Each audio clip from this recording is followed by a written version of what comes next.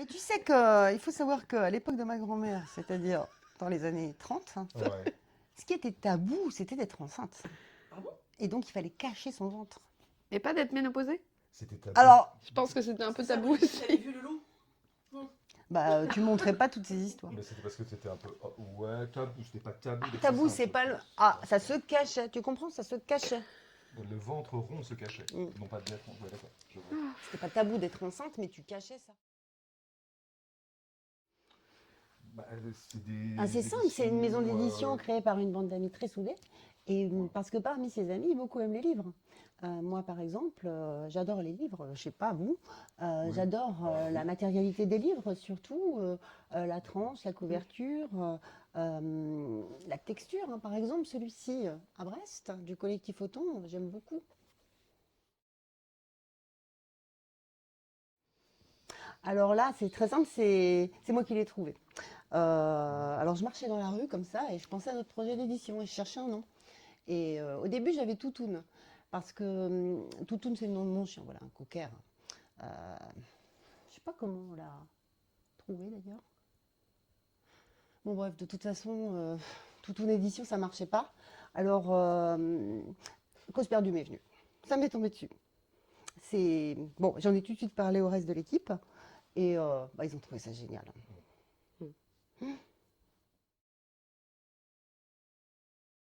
Alors, il y a 5 publications hein, Ouais. pour Alors, dès le l'année 2 de avril, lancement. on aura Toledo de Bénédicte Thiebaud et La vie d'Adèle d'Isa Hamar, hein, deux jeunes autrices.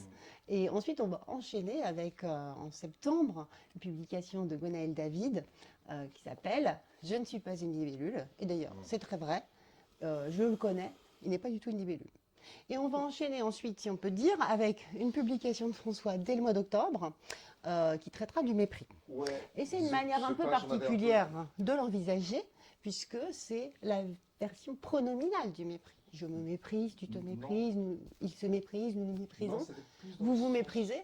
Et en fait, il a fait un gros sort aussi à Alberto Moravia, qu'on a oublié. Parce que le mépris, c'est quand même ça. Donc, il a fallu qu'il se mette à l'italien.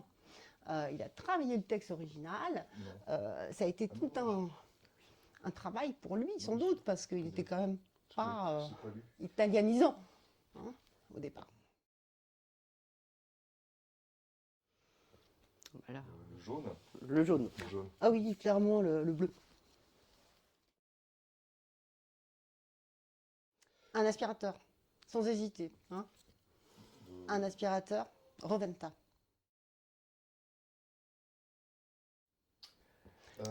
Un aspirateur, sans hésiter. Hein. Un aspirateur de Tolstoï.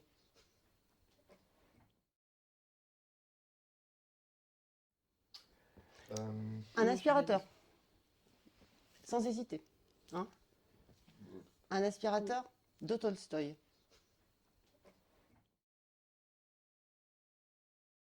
Alors, C'est un peu Voilà. là, ensemble, en les fait, décisions, hein, elles sont prises collectivement. Ouais.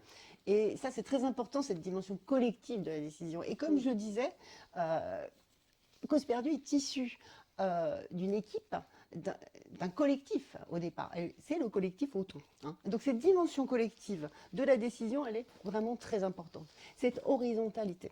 Moi, j'y tiens beaucoup, personnellement, parce que j'adore tout ce qui est communication verbale, non verbale, extraverbale. Et d'ailleurs, je vais vous dire, la solitude, ça ne me va pas du tout.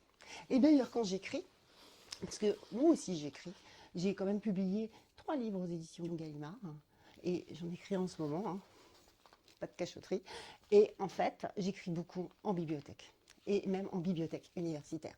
Je sais que ça se fait pas beaucoup, et quand je vais en bibliothèque, je m'installe à un poste, parce que j'utilise encore, contrairement à beaucoup de gens, les ordinateurs mis à disposition. Ça ne se fait plus parce que les gens arrivent avec leur portable, et il se trouve que je suis dans une ambiance qui me plaît particulièrement, puisque qu'est-ce qu'il peut y avoir en face de moi? Il y a quelqu'un qui est concentré. Hein. Donc en général, je m'assois, il y a un jeune garçon ou une jeune fille en face de moi. Hein, parfois on se dit bonjour, mais ça ne va pas plus loin. Donc on n'est pas embêté. Est-ce que je suis embêtée dans ma rédaction? Parce que quand j'écris, il faut se concentrer. Non, il ne m'embête pas, c'est juste un petit sourire, une complicité, sans qu'il y ait de problème. Il ne m'interrompt pas. On n'est pas dans une relation, on n'est pas dans l'isolement que je peux vivre aussi parfois du télétravail, qui est douloureux. Parce qu'il faut quand même savoir que tous les voisins de ma rue en télétravail ne communiquent pas. Hein, et on n'est pas non plus dans l'interruption perpétuelle du bureau. Donc là, il y a une petite complicité, un petit clignement d'œil, et c'est parti, quoi. C'est vraiment agréable.